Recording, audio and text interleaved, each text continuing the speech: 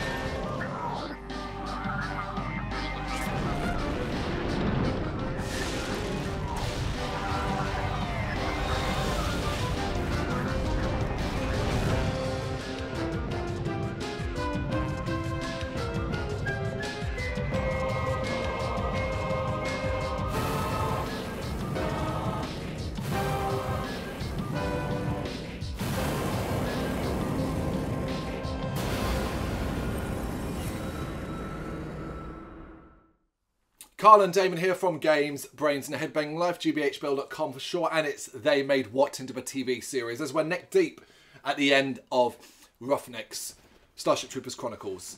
This is Trackers. This is where things get messy. Now, I've got to explain, this is very confusing, this series of episodes, and to be honest, you can miss them all bar one, and simply be able to follow the events along simply enough. So, 7 of these episodes are listed as the end of the series, but it doesn't quite work that way. They actually kind of fit in between. There are 5 of them. One of them a significant one, and 4 recap episodes. Each individual story is almost side stories to what occurred during other campaigns. It's harder for us to talk through, so we're not going to be doing it in a more traditional way. We're expiring the first episode. That's actually called Trackers. You'll probably know a lot of the titles because they're often listed as separate episodes rather than as part of campaigns as well. Apparently this is all to do with when money was running out and there was issues about shows being filmed and new ones coming up. So to tide things over when it's being shown on TV, they end up doing it this way. Now, I will tell you, if you're struggling to find and watch these episodes online, you know how difficult it is. If you're like us, you know how difficult it is. Might I suggest you do this via VPN? And you might want to pretend you live in Canada. Unless you actually live in Canada, and you'll find it quite simple to watch these episodes. We're going to try and talk through each particular one. Mainly an overview with some of the other ones, because there are recap stuff. And we're obviously not going to recap the video. Go watch the Pluto campaign. Go watch Tophet. Go watch Hydora if you want to know that. But it is exciting to feel like you're near the home straight, as it were. You're familiar with these episodes, but in a different way to I am. Yeah. So, like, it should be noted, while we both watched this when we were younger, you've kind of followed along and stayed with it longer than I did. My return to this, first I'm watching it since I was a kid, and meant that when it comes to doing this, I got really analytical about it and read up and tried to find and work out where they're positioned and stuff like that. You, having DVDs, have this in a different light. So explain where Trackers, or some of the episodes of Trackers, exist for you. Well, I mean, if I'm going by the DVDs that I got, it comes after the end of Homefront. Literally, because I said the DVDs are all confusing anyway. Because on the DVDs that I've got, all the volumes are completely out of sync. Yep. So like volume 2 on my DVD is actually the 4th campaign. Because I've got no idea what they've done, Dave. It doesn't. If it's, I know. If it's down to, I actually know. I know the answer to this. I'm glad you brought it up. I never saw a reason to mention it before, but you mentioned it. The DVDs were released in the way they are, being based on fan popularity, not in order. That's so flipping stupid. The 4th one was Teska. Yeah. So Teska was more popular, so they released it second. Obviously, give it the Volume 2 name. That's it. Yeah, there you go. Do you know how many times I've sat there and gone, oh, fucking hell, is that one, that one, that one? And then I've had to watch like one episode and go, oh yeah, no, that goes there. Yeah, you ended up putting them in the wrong order on purpose. So annoying. But yeah, it was released because of fan popularity rather than a distinct order. That's just ridiculous. But yeah, so obviously that's all confusing. And they said I don't know if it's on every Homefront, but the one I've got, the DVD I've got, that on the special credits or the commentary features. There's like the features. There's like 4 episodes hidden there, and it's there's no name. It's just like special editions or something, or special thanks to something like that. So, where does trackers, the actual episode trackers that we're going to talk about now, appear in that DVD? It's not part. Homefront starts at home, yeah. Yep. So is trackers the Death of the Queen bug that we're going to talk about? Yes. Is that in the in Homefront? Yep. So it starts with that one. Yeah. Right. That's how that is listed as other places, but it's not in the official canon. If you want, this is like an in between. It's why it's called trackers. That's in between Clondafu and Homefront because it doesn't take place on Earth or on Clondafu. It's in between, and they're tracking. See what I mean? Yeah. Right. But I mean, bearing in mind that I would not have even known about that if I wasn't one of the people who checked the special features. Features, yes, you would never have known about. Most people don't bother, but obviously because I watch a lot of the Lord You of wanted Rings, to see that shit, yeah. I listen to all the commentary, and I like listening to the actors talking. Who over does it. commentary? Have you listened to commentary for the Starship Troopers? No, I haven't listened to people talk over. I'd be interested to know who does it. Particularly, I'd be interested to hear the commentary over Homefront, because if it's from like people involved in the show, they might offer some explanation into. Good point. Okay, but anyway, let's kind of talk as we go along, and hopefully it'll make it a bit clearer what this mess is. The first episode, Trackers itself, takes place in a journey from Clondafu to Earth, and it seems as though Fleet are tracking the Queen through space, but all they know is she's heading for Earth. The Roughnecks are waiting mail call, and Dizzy and Gossett are hoping their names are read out. They are, and Higgins calls it overrated until his name is called out, and he's all excited then. The other Roughnecks tease him about having a girlfriend as Higgins starts to watch the video. We see a woman on the screen, but Higgins gets up and storms off. Dizzy goes after him and he tells her that his girlfriend just broke up with him. He's like, oh, mate, that's terrible. We've been with Higgins all this time and he never once mentioned a girlfriend. To be fair, that's going to tie into this episode. Yep. Before it can go any further though, an alert goes off telling all troopers to go to battle stations. Everyone on the ship gets ready as it seems as though the bug transport has been found. Marlowe orders the Valley Forge to intercept. He's momentarily interrupted by Carl, who thinks he got something like a vision, but it passes, and a plan to intercept is put in place. As Dizzy and Rico talk about Higgins, Tafai inquires about the terminology regarding being dumped, which was quite fun. I quite like that. Yeah, got old Tafai not quite understanding it again. But I also like the fact this is where they acknowledge, oh, we don't actually know that much about Higgins. Kind of keeps to himself. Like, and it's like, okay, and I was like, yeah, we don't actually. Okay. Never really discusses themselves. Yeah, interesting.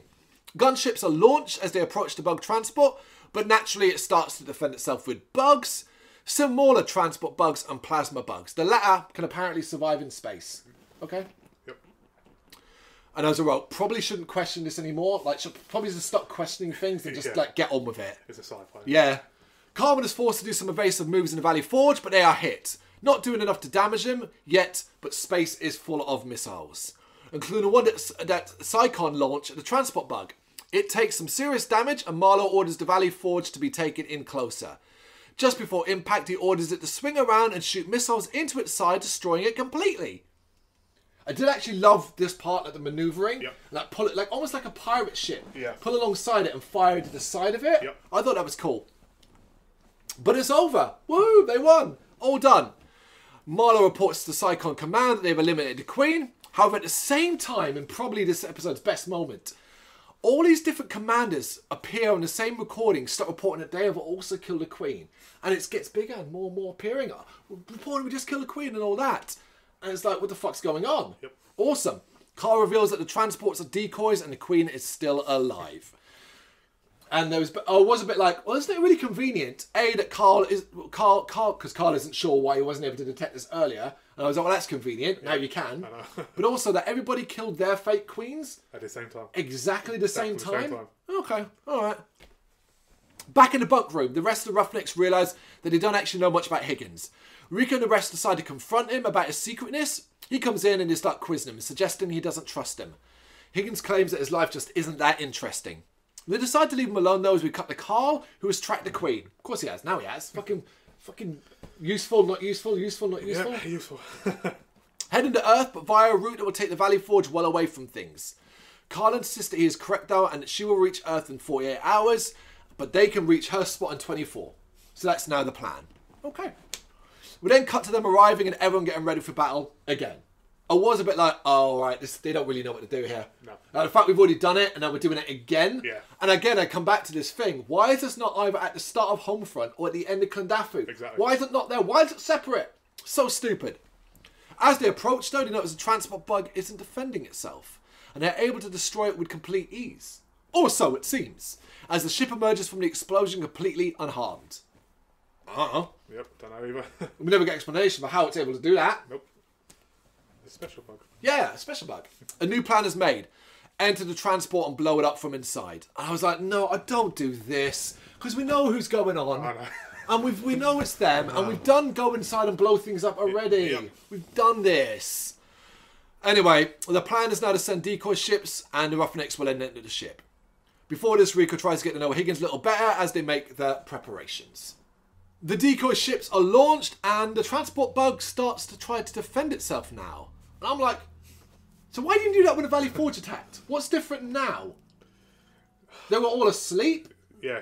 and the Forge woke them up? I know. Stupid. Carmen gets the ship with the Roughnecks inside the transport bug, but they're swarmed by flying bugs.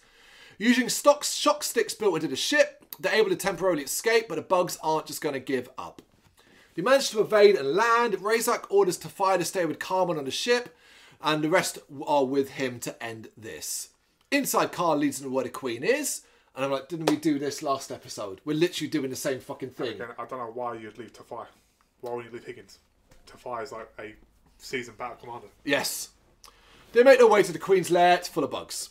Carl assures Razak that this is the actual Queen, and Razak orders a bomb to be set. He then tells the group that no matter what, this place blows up. I wouldn't necessarily say that anymore because you'll go away and there'll be another Queen. Yep. Or Carl have got it wrong. As they finish setting up the explosion, they're attacked by bugs as they attempt to make their escape. Razak calls Carmen to come and get them. They're running out of time, but Carmen arrives and they get aboard. Carmen flies off with a lot of bugs following as the bombs start to go off. If you're wondering why I'm burning through this, it's because there really isn't much happening. It's not. You've seen it all before. We're killing bugs, we're blowing something up. See, I had a theory of this, and it doesn't get explained.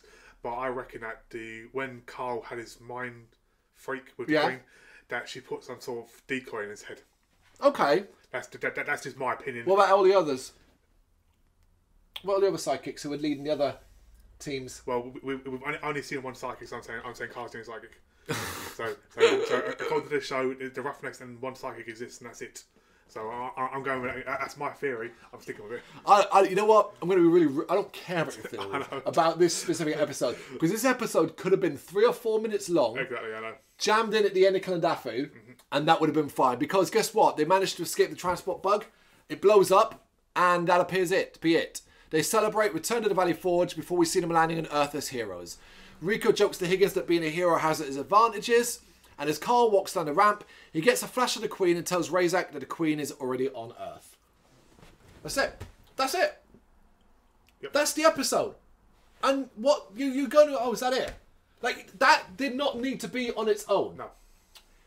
Stick it at the front of Homefront. Yep, Fine. that's it. Absolutely. Stick it at the end of but cut it down. Yeah. That doesn't need to be a full episode. Not enough happens. It felt like such a rethread. And considering I'm coming off the back of my bad feeling about Clondafu, I was like, for fuck's sake. You know? I've got another theory. Go on. Or maybe the theory is the fact that, which actually it is actually the theory Go on. from the first episode. Obviously, when they land back, obviously Carl tells them, oh, by the way, the Queen's actually on Earth. They're like, you know what, Carl? You've got fucking everything fucking wrong. You're trying your ass. Well, technically that's why I didn't believe him. Yeah, technically you're right. Actually, I think that might be a decent, might have been a theory that could be quite up there. How many goddamn things has he got wrong? Yeah, he often doesn't do great. I've got a theory, Damon. Carl's the Queen Bug. Fuck it, why not? We're never going to know the ending. Okay, well, yeah. Earth is the Queen Bug. The whole thing was the Queen Bug. Yeah, there you go. Throw it all out there. It doesn't really fucking matter at this point. It's frustrating. Yeah. And it's frustrating to see it kind of fall apart like this. Like almost like I call it treading water. Because it's like they didn't really know what to do. And it's like, okay, we just want to get the whole front. We're going to do a few different things there. I want to tonight when I get in, I'm going to watch the last episode and listen to the commentary because when it zooms out at the end, I want to see what they say.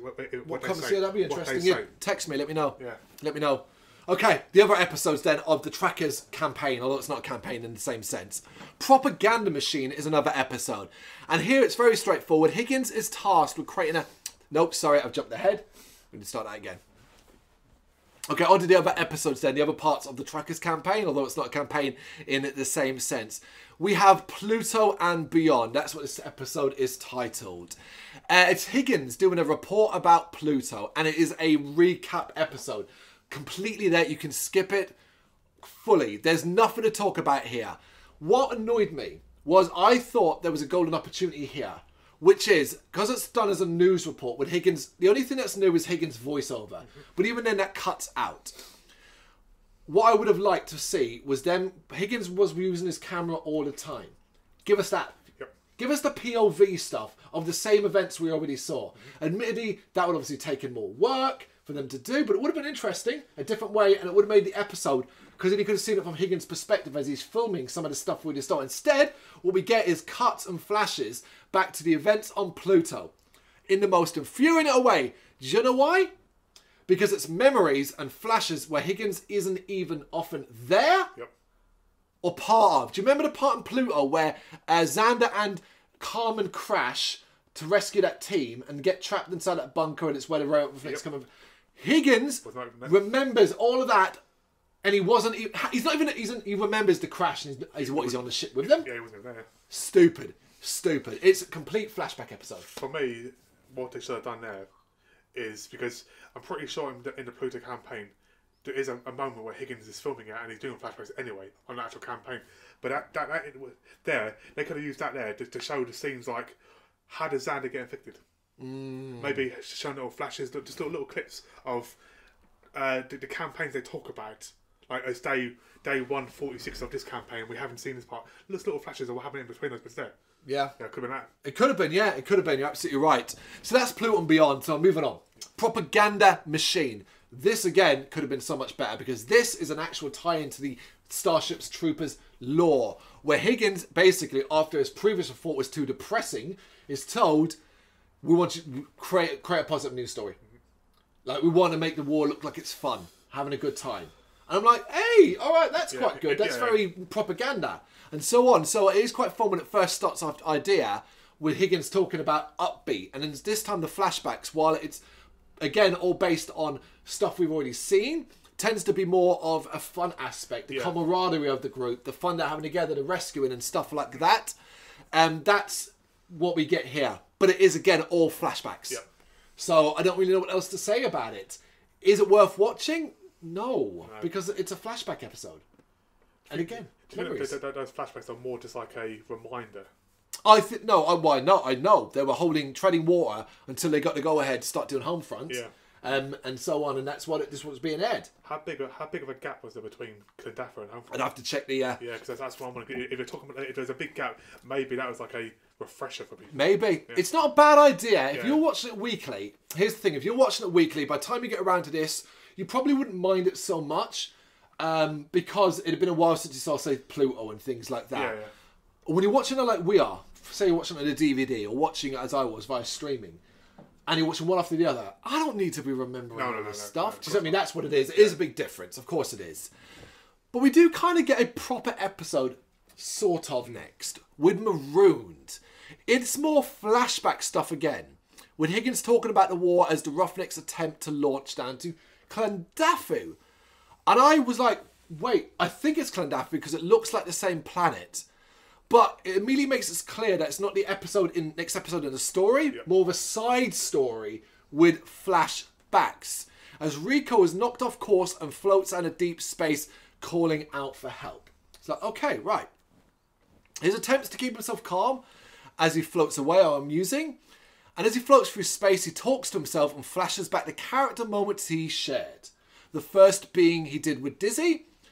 And again, that's what you do. So he flashes back the things he's done with Dizzy, including stuff like when they were in school and aspects like that. Rico starts to drift, remembers being in boot camp with Dizzy before calling the Valley Forge and wondering about Carmen. He then remembers when the Roughnecks rescued her and Xander and Pluto. His memories also include stuff that he was never present for. Yes. It's dumber here Because Higgins' report, you could say he got second-hand told. Yeah. This is Rico remembering. You weren't even there! How can you remember it? Rico then continues to float through space. On the Valley Forge, Carmen is arguing with Marla about Rico.